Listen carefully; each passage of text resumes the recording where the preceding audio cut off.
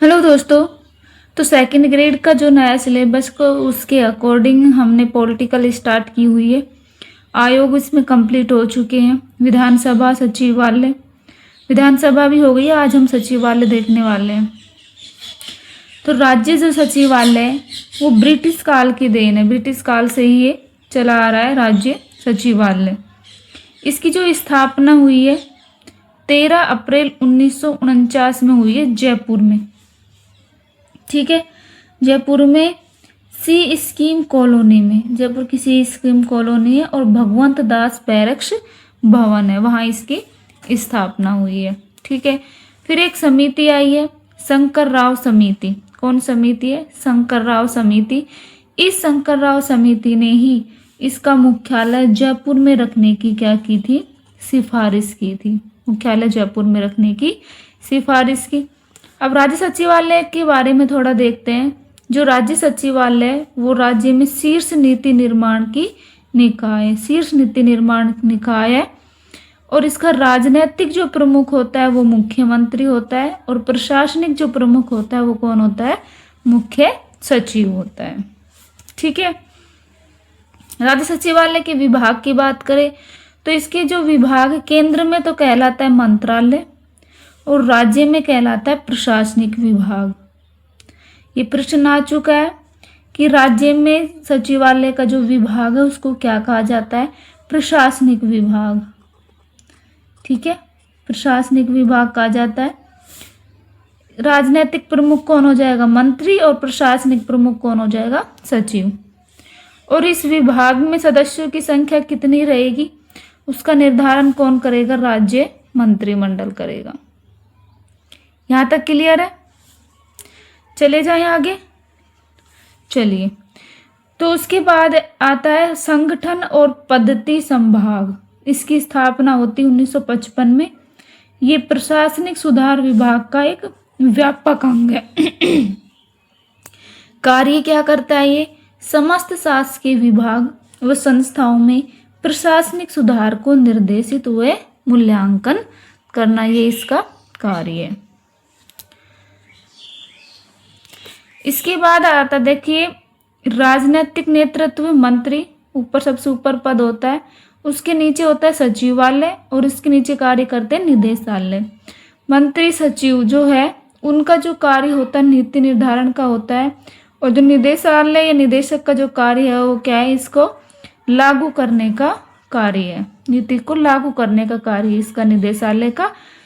और राजनीतिक नेतृत्व जो मंत्री है और सचिवालय, इनका क्या कार्य? नीति का निर्धारण करना।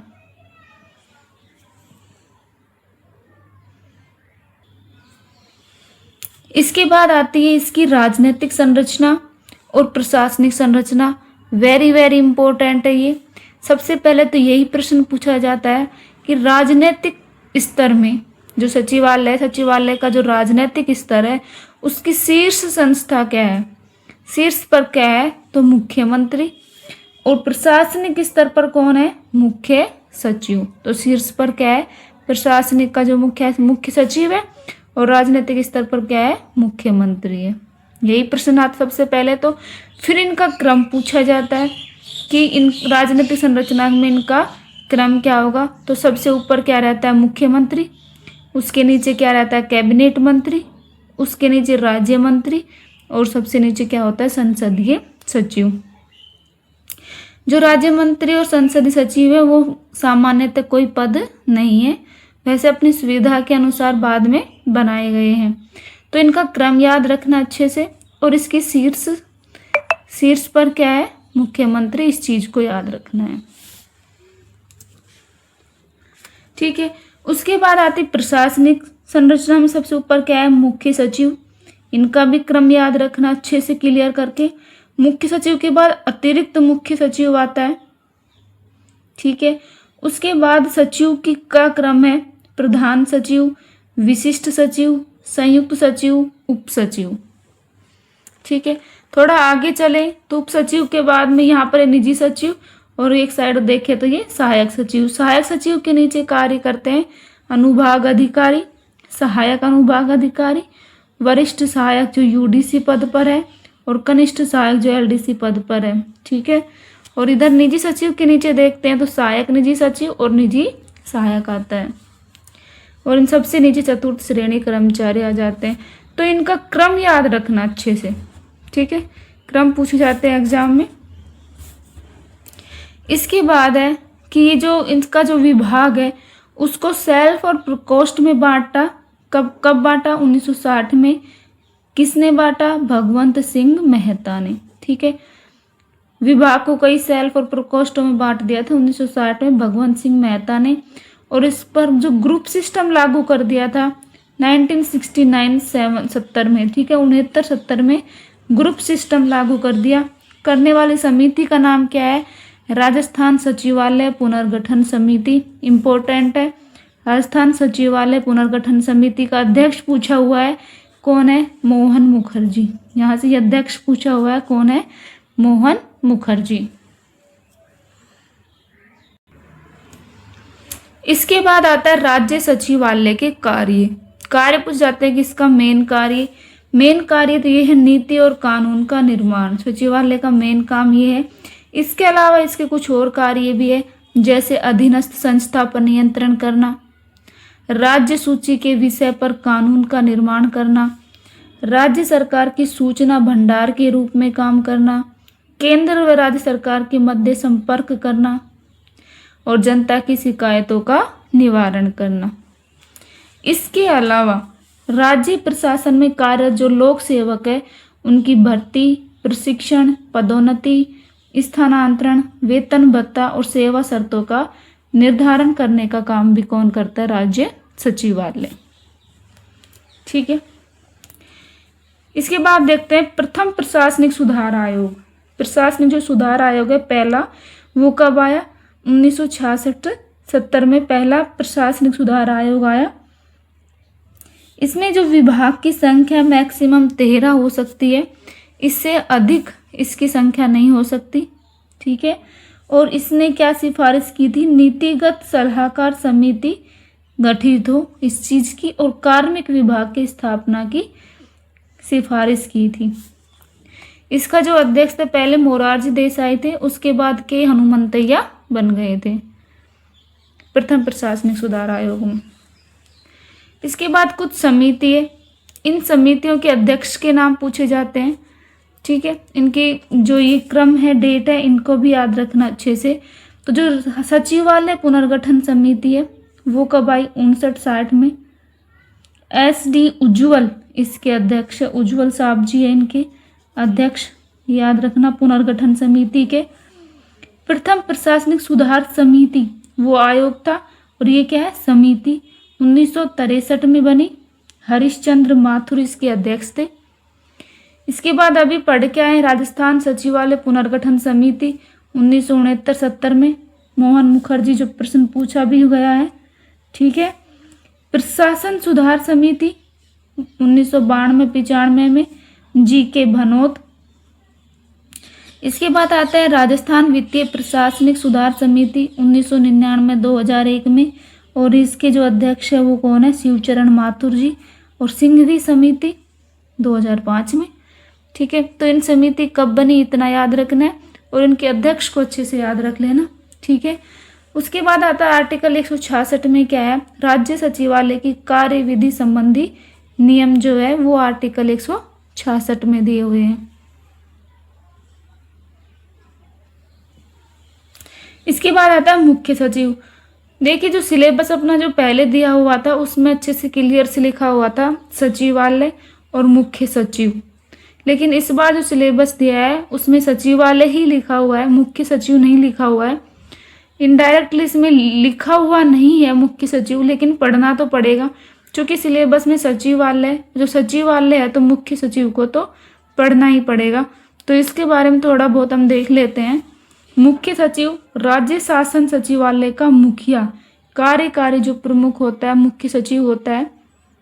राज्य का सर्वोच्च प्रशासनिक अधिकारी या नौकरशाह जो है मुख्य सचिव है, और ये भारतीय प्रशासनिक सेवा जो IAS है उसका वरिष्ठ अधिकारी होता है। कैडर पद होता है, या IAS में इनका जो पद है वो कौन सा होता है? कैडर पद है। सिविल सेवा के प्रधान होते हैं। ठीक है, इसके अलावा ये क्या होते हैं, सचिवों का सचिव होगा, सचिवों का मुखिया या प्रधान होता है, मुख्यमंत्री का सलाहकार, अवशिष्ट वसीयतदार, राज्य प्रशासन का किंगपिन, राज्य प्रशासन का प्रवक्ता। यहाँ से सवाल पूछा गया था कि इसको अवशिष्ट वसीयतदार की संज्ञा क्यों दी जाती है, क्योंकि जो कार्य दिए जाते सचिवालय में वो अन्य किसी सचिव को नहीं दिए जाते, मुख्य सचिव को दिए जाते हैं, इसलिए इसको कहा जाता है अवशिष्ट वसीयतदार। राज्य मंत्री परिषद का भी पदेन सचिव होता है, मुख्यमंत्री के सपनों का साकार रूप देने वाला शिल्पी। ये मुख्यमंत्री का जो होता है सलाहकार होता है, प्रमुख सलाहकार होता है, इसलिए इसको कहा जाता है मुख्यमंत्री के सपनों को साकार रूप देने वाला शिल्पी। ठीक है। रूल्स ऑफ बिजनेस, ये क्या है, सरकारी कार्य नियमावली। इसमें मुख्य सचिव के कार्य और शक्ति का वर्णन है। अब मुख्य सचिव के कुछ कार्य देखते हैं, क्या है। सीएम मुख्यमंत्री को प्रशासनिक मामलों में सलाह देने का कार्य, सबसे इंपॉर्टेंट काम यही आता है इसका, मुख्यमंत्री को सलाह देने का प्रशासनिक मामलों की। राज्य मंत्रिमंडल का एजेंडा तैयार करना, शासन सचिवों की बैठक की अध्यक्षता करना, नीति निर्माण और नियंत्रण करना, इसे याद रखना, नीति निर्माण। और राष्ट्रीय आपातकाल और राष्ट्रपति शासन के दौरान केंद्र सरकार की ओर से राज्यपाल के सलाहकार के रूप में, ये चीज याद रखना कि जो मुख्य सचिव होता है वो राज्यपाल का सलाहकार, प्रमुख सलाहकार नहीं होता है, लेकिन जब राष्ट्रीय आपातकाल लग जाता है, राष्ट्रपति शासन लग जाता है, उस समय ये राज्यपाल के सलाहकार के रूप में भी काम करते हैं। लेकिन ये मेनली जो होता है वो मुख्यमंत्री के सलाहकार के रूप में ही कार्य करता है। मुख्यमंत्री का प्रमुख सलाहकार होता है, राज्यपाल का प्रमुख सलाहकार नहीं होता, लेकिन राष्ट्रीय आपातकाल के समय ये सलाहकार के रूप में काम करता है।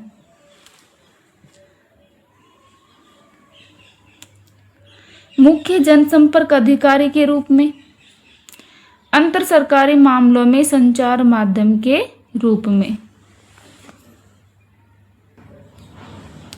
इसके अलावा और क्या कार्य है, पंचवर्षीय योजनाओं के संदर्भ में राष्ट्रीय स्तर पर राज्य का प्रतिनिधित्व करता है। सामान्य प्रशासन विभाग, प्रशासनिक सुधार विभाग, नियोजन विभाग और कार्मिक विभाग का प्रमुख भी कौन होता है, मुख्य सचिव होता है। सरकार के सचिव व मुख्यमंत्री के मध्य कड़ी का कार्य करता है। संकटकालीन समय, जैसे बाढ़, सूखा वगैरह, जब भी कुछ हो जाता है, संकटकालीन समय आ जाता है, उस समय ये राज्य के नर्व सिस्टम की भांति कार्य करता है। ठीक है। इस चीज को याद रखना कि जो मुख्य सचिव होता है वो मंत्रिमंडल का सदस्य ना होते हुए भी उसकी बैठकों में भाग लेता है, बैठक में भाग लेने का काम करता है। मंगत राय ने कथन दिया है, क्या दिया है, मुख्य सचिव जो होता है वो सरकारी प्रक्रिया का एक जनतांत्रिक गणतंत्र में मानवीय प्रक्रिया का एक अंग है। ये मंगत राय का कथन है। उसके बाद देखते हैं नियुक्ति इनकी मुख्यमंत्री ही करता है और उनको हटाने का काम भी मुख्यमंत्री ही कर सकता है। ठीक है, क्योंकि मुख्यमंत्री का ही विश्वास पात्र होता है तो मुख्यमंत्री इसको हटा सकता है। और किस आधार पर इसको नियुक्ति मिलेगी, प्रशासनिक कार्य कुशल हो, आकर्षक व्यक्तित्व हो, मुख्यमंत्री का विश्वास पात्र हो और वरिष्ठ आईएएस अधिकारी हो, उसको मुख्यमंत्री नियुक्त करेगा मुख्य सचिव के पद पर। ठीक है। कार्यकाल इनका निश्चित नहीं होता कि 5 साल काम करेगा, 3 साल करेगा, ये मुख्यमंत्री जब तक चाहेगा तब तक ये कार्य करता है। और लेकिन सेवानिवृत्ति की आयु दी हुई है 60 वर्ष।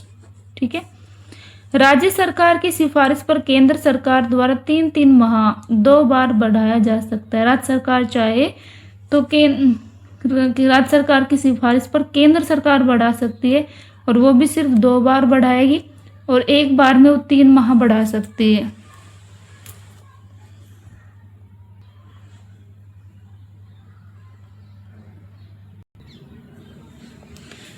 इसके बाद आता है कि पंचवर्षीय योजनाओं के संदर्भ में राष्ट्रीय स्तर पर राज्य का प्रतिनिधित्व करेगा। ठीक है। सामान्य प्रशासन विभाग, प्रशासनिक सुधार विभाग, नियोजन विभाग और कार्मिक विभाग का प्रमुख भी कौन रहेगा? मुख्य सचिव। इसके अलावा वह सरकार के सचिव और मुख्यमंत्री के मध्य कड़ी का कार्य करेगा। और जब भी कोई संकटकालीन समय जैसे बाढ़, सूखा वगैरह जब भी आ जाएगा तो उस समय वो राज्य के नर्व सिस्टम की भांति कार्य करेगा। ठीक है। ये चीज याद रखना कि जो मुख्य सचिव होता है वो मंत्रिमंडल का सदस्य ना होते हुए भी उसकी बैठकों में भाग लेता है। ठीक है। मंगत राय का एक कथन है, मुख्य सचिव वह हैं जो सरकारी प्रक्रिया का एक जनतांत्रिक गणतंत्र में मानवीय प्रक्रिया का एक अंग है। ठीक है। इसके बाद मेन आते इसकी नियुक्ति और हटाना, दोनों का कार्य कौन करता है? मुख्यमंत्री करता है। किस आधार पर नियुक्त करेगा? वह प्रशासनिक कार्य कुशल हो, आकर्षक व्यक्तित्व हो, मुख्यमंत्री का विश्वास पात्र हो और वरिष्ठ IAS अधिकारी हो। कार्यकाल इसका निश्चित नहीं होता है, ये मुख्यमंत्री के प्रसाद पर्यंत ही कार्य करता है, लेकिन सेवानिवृत्ति की आयु दी हुई है कि मैक्सिमम 60 वर्ष तक ही कार्य कर सकता है मुख्य सचिव के पद पर। ठीक है। लेकिन यदि राज्य सरकार सिफारिश करे तो केंद्र सरकार इसको 2 बार बढ़ा सकती है और एक बार में वो 3 माह बढ़ाएगी। ठीक है। 3-3 माह 2 बार इसके कार्यकाल को बढ़ा सकती है। भारत में मुख्य सचिव, क्योंकि जो ये सचिवालय ब्रिटिश काल के देन है, तो जो ब्रिटिश काल में जो लॉर्ड वेलेजली उसके समय ये पद सृजित हुआ था और पहला जो मुख्य सचिव बना था वो था जॉर्ज हिलेरी बार्लो, पहले मुख्य सचिव थे। 1858 में प्रांतों में लागू हो गया था। 1973 में पद का मानकीकरण कर दिया था और केंद्र सरकार के सचिव पद, ये जो मुख्य सचिव था वो केंद्र सरकार के सचिव पद के समतुल्य रखा गया था और जिनका मानकीकरण किया गया था वो प्रथम प्रशासनिक सुधार आयोग की सिफारिश पर किया गया था। ठीक है। अब मेन पढ़ते हैं अपन कौन कौन से मुख्य सचिव बने हैं। सभी मुख्य सचिव नहीं देखेंगे, यहाँ पर जो मेन बने हैं कुछ खास बात उनकी देखेंगे। जैसे के राधाकृष्णन है, वो राजस्थान के प्रथम मुख्य सचिव थे। ये जब मुख्य सचिव बने थे उस समय इनकी जो नियुक्ति होती थी वो केंद्र सरकार करती थी। ठीक है। केंद्र सरकार द्वारा इसकी नियुक्ति हुई थी 13 अप्रैल 1949 को और ये एक ICS अधिकारी है। 1956 तक नियुक्ति केंद्र सरकार द्वारा होती थी, उसके बाद राज्य सरकार इसकी नियुक्ति करने लग गई। अब उसके राज्य सरकार जब नियुक्ति की उस समय प्रथम जो मुख्य सचिव बने थे वो थे भगत सिंह मेहता। भगत सिंह मेहता राजस्थान सरकार द्वारा नियुक्त प्रथम व्यक्ति। राजस्थान सरकार के द्वारा प्रथम मुख्य सचिव कौन है? भगत सिंह मेहता। प्रथम राजस्थानी भी है ये और सर्वाधिक कार्यकाल भी इन्हीं का रहा है। इसके बाद आता है RD थापर, इनका न्यूनतम कार्यकाल है 50 दिन का। ठीक है। नरेश चंद्र, इसकी कुछ खास बात है, जैसे 1990-92 में भारत के कैबिनेट सचिव रह चुके हैं। 96 2001 में अमेरिका में भारत के राजदूत रह चुके हैं। 2007 में इनको पद्म विभूषण मिल चुका है। ये प्रश्न आ चुका है विपिन बिहारी लाल माथुर का। विपिन बिहारी लाल माथुर ऐसे मुख्य सचिव हैं जिन्होंने सर्वाधिक मुख्यमंत्री का कार्यकाल देखा है। कार्यकाल 4 का, मुख्यमंत्री 3 है। ठीक है। तो कौन है? हरिदेव जोशी का, फिर शिवचरण माथुर का, फिर से हरिदेव जोशी का और फिर भैरव सिंह शेखावत का कार्यकाल देखा है। प्रथम कार्यवाहक कौन है? SD उज्ज्वल। ये चीज याद रखना, जो SD उज्ज्वल साहब जी है वो RPSC के सदस्य रह चुके हैं। ये प्रश्न आ चुका है, ये किस प्रकार से है? ऐसे मुख्य सचिव जो RPSC के सदस्य रह चुके हैं, SD उज्ज्वल साहब। प्रथम महिला कौन रही है? कुशल सिंह। और सेकंड महिला उषा शर्मा, ये 44वें नंबर की मुख्य सचिव रही है। पहले जो SC बने हैं अनुसूचित जाति से वो निरंजन कुमार आर्य और अनुसूचित जनजाति से प्रथम कौन है? OP मीणा है। ठीक है। उसके बाद उपलोकायुक्त, आपको पता होगा उपलोकायुक्त अभी तक एक ही बना हुआ है, प्रथम और एकमात्र कौन है? KPU मेनन। ऐसे मुख्य सचिव जो उपलोकायुक्त रह चुके हैं वो KPU मेनन है। और ऐसे मुख्य सचिव जो राज्य निर्वाचन आयुक्त रह चुके हैं इंद्रजीत खन्ना। और ऐसे मुख्य सचिव जो मुख्य सूचना आयुक्त रह चुके हैं T श्रीनिवासन और DB गुप्ता। और भारत के नियंत्रक महालेखा परीक्षक कौन रहा है? राजीव महर्षि। ये प्रश्न आते हैं मुख्य सचिव का, ठीक है। और 4 मुख्य सचिव ऐसे हैं जो 2-2 बार पद पर बने हैं, जैसे के राधाकृष्णन, भगत सिंह, मोहन मुखर्जी और CS राजन। इनका 2-2 बार कार्यकाल रहा है। इंपॉर्टेंट ये याद रखना है, 45वें थे सुधांश पंत जी और अब 46वें अभी वर्तमान में कौन है? V श्रीनिवास जी 16 नवंबर 2025 से, ठीक है। इन मुख्य सचिव को अच्छे से याद रखना। वैसे मुख्य सचिव का जो क्रम है वो भी पूछा जाता है,